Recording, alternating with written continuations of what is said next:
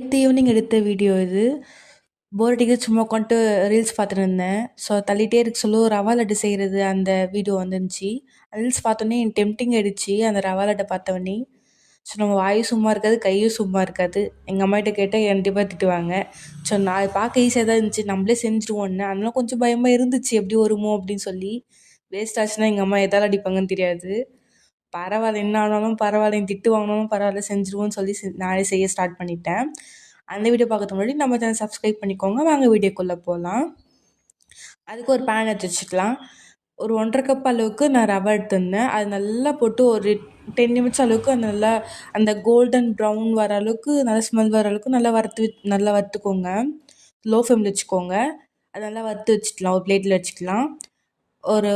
ஒரு கப் அளவுக்கு நான் சுகர் எடுத்திருந்தேன். உங்களுக்கு கம்மியாக வேணும்னா கொஞ்சம் கம்மியாக எடுத்துக்கோங்க. நான் நிறையவே போட்டிருந்தேன். அது மிக்ஸியில் போட்டு அரைச்சிக்கலாம். ஏலக்காய் இருந்தால் அதை சேர்த்து அரைச்சிக்கோங்க. அது எல்லாத்தையும் மிக்ஸியில் போட்டு அரைச்சிட்டு அதை நல்லா மிக்ஸ் பண்ணி வச்சுக்கிட்டு அப்புறம் அந்த இன்னொரு பேன் வச்சுக்கலாம். அதில் கொஞ்சமாக நெய் சேர்த்துக்கலாம். ஒரு 2 டேபிள் ஸ்பூன் நெய் சேர்த்துக்கிட்டேன். முந்திரி திராட்சைலாம் ஃப்ரை பண்ணி எடுத்துக்கலாம். ரொம்ப ஈஸியாக இருந்துச்சு. நீங்களும் ட்ரை பண்ணி பாருங்கள், உங்களால் செய்ய முடியும். அது ஒரு 1/2 அன் ஹவரில் செஞ்சு முடிச்சிட்டேன் நான். ரொம்ப டெம்ப்டிங்காக இருந்துச்சு ஸ்வீட் சாப்பிட்ணுன்னு சொல்லி, அதனால தான் செஞ்சுட்டேன். நல்லா இருந்துச்சு. ஃபஸ்ட் டைம் செஞ்சுருந்தேன், பட் பயமாக இருந்துச்சு. ஆனால் நல்லா சூப்பராக டேஸ்ட்டாக வந்துருந்துச்சு. இன்னொரு பக்கம் நான் பாலை காய வச்சுட்டு இருந்தேன். அது கொஞ்சம் லைட்டாக ஆறினதும் அதையும் சேர்த்து நான் மிக்ஸ் பண்ணிவிட்டு உருண்டை பிடிக்க ஸ்டார்ட் பண்ணிடலாம். கொஞ்சமாக சேர்த்துக்கோங்க, ரொம்ப சேர்த்துட்டா ரொம்ப இதுவாகிடும். தேவையான அளவு கொஞ்சம் கொஞ்சமாக சேர்த்துட்டு அப்போ செஞ்சு பாருங்கள். ஸோ நல்லா உருண்டை பிடிக்கிற அளவுக்கு வந்துச்சு. ஸோ எல்லாத்தையும் உருண்டை பிடிச்சிட்டு நான் பிளேட்டில் வச்சுக்கிட்டேன்.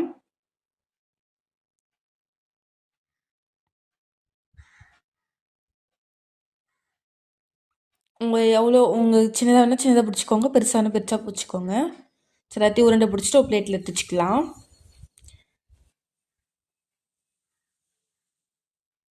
சூடாக சொல்ல பிடிச்சி வச்சுருங்க. நான் ஆறுன பிறகு பிடிக்க முடியாது. ஸோ நல்லா டைட்டாக பிடிச்சி வச்சுக்கோங்க.